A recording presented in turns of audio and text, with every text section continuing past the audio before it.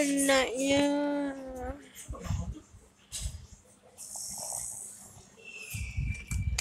Dululah kita mandi.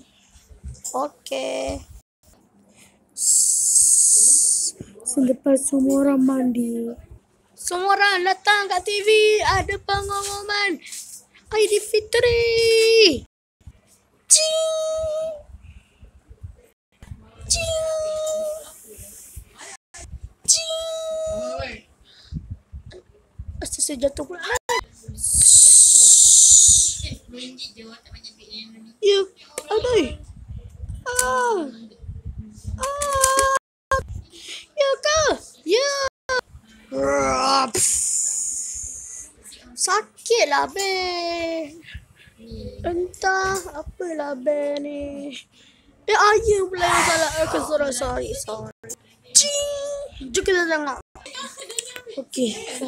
Pengumuman ini raya bermula pada hari Isnin. Selamat Raya.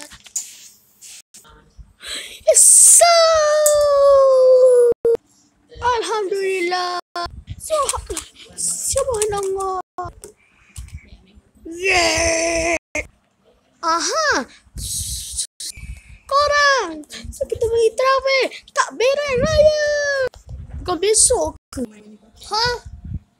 Maksudnya ayah tipu saya.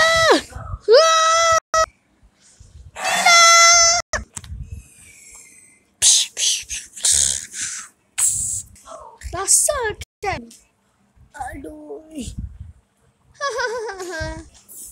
Korang, besok lepas kita pergi takbir raya, kita pergi kubur mak aku tau.